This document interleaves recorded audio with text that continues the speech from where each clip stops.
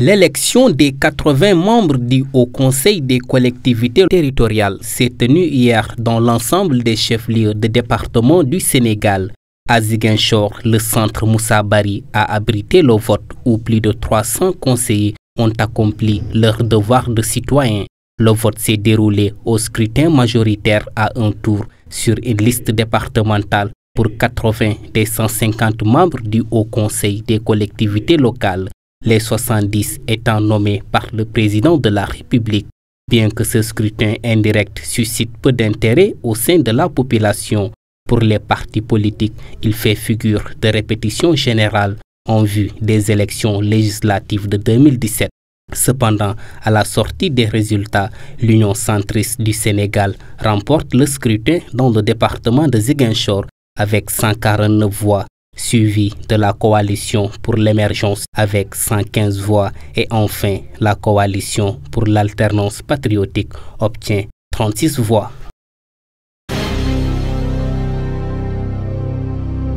C'est une institution qui vient de naître.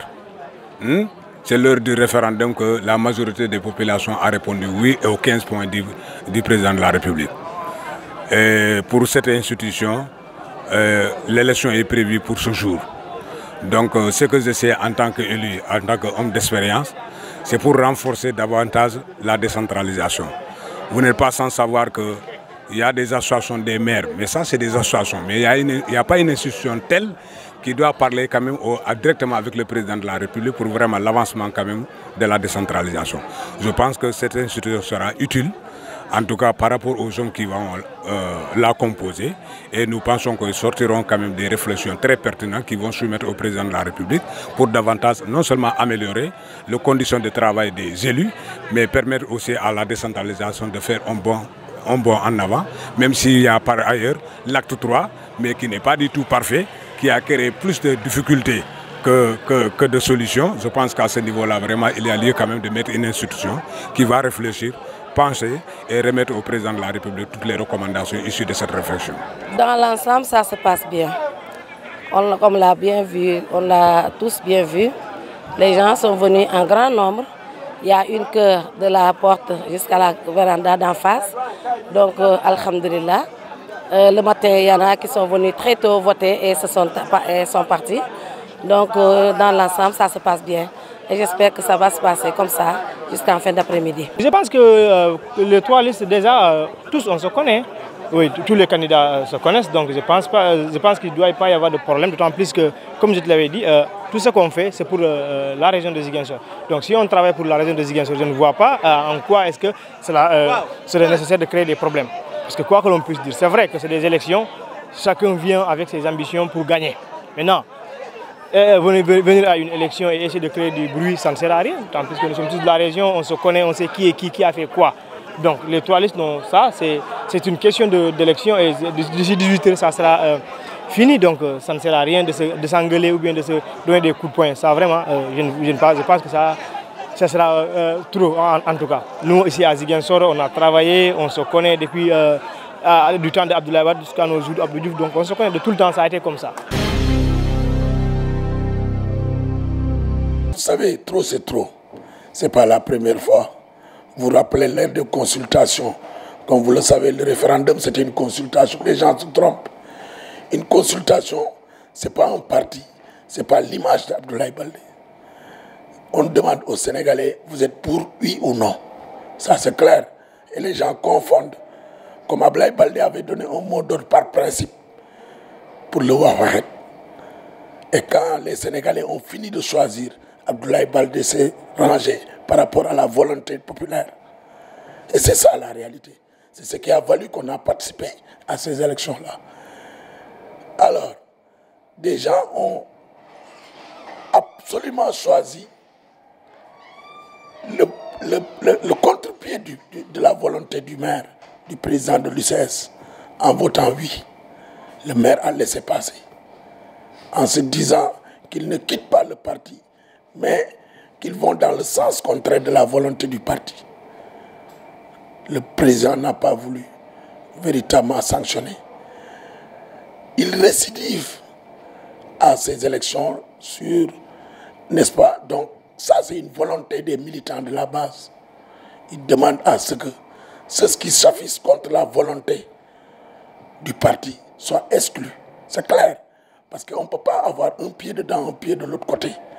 En politique, il faut que les positions soient claires et définies au départ. Donc on n'est pas de la tricherie. Et Dieu, comme je l'ai dit, Dieu est juste.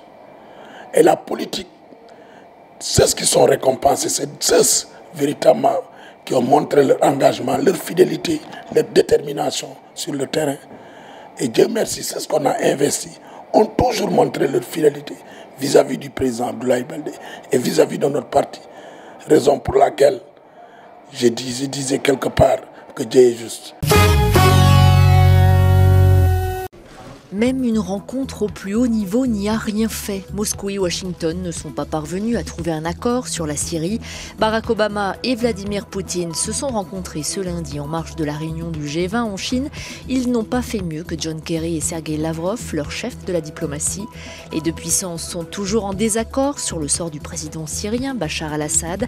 Le régime de Damas continue de cibler l'opposition syrienne avec le soutien russe, autre pomme de discorde avec les États-Unis.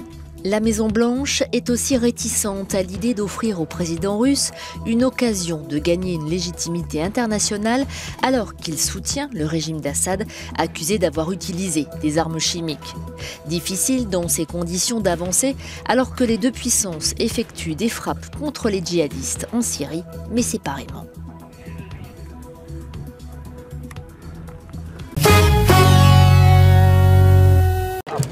Un cercueil pour en finir avec Michel Temer.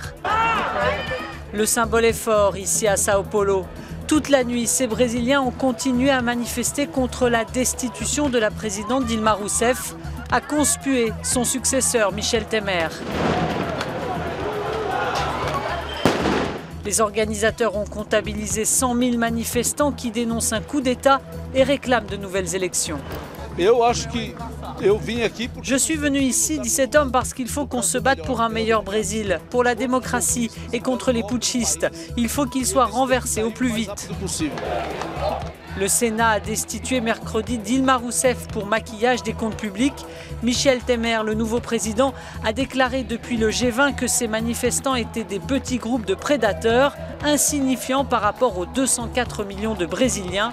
Fora Temer, dehors Temer, lui a-t-on répondu ici.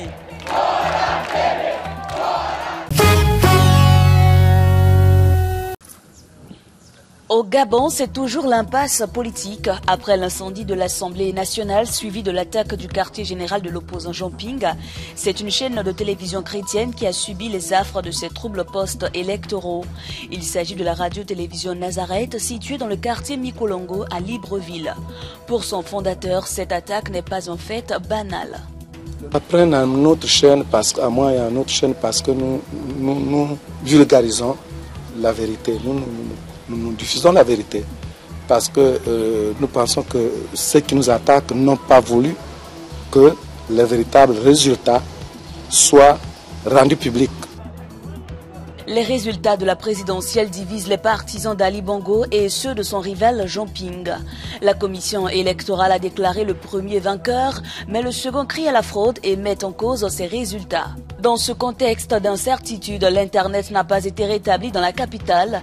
L'issue de la crise post-électorale est encore incertaine.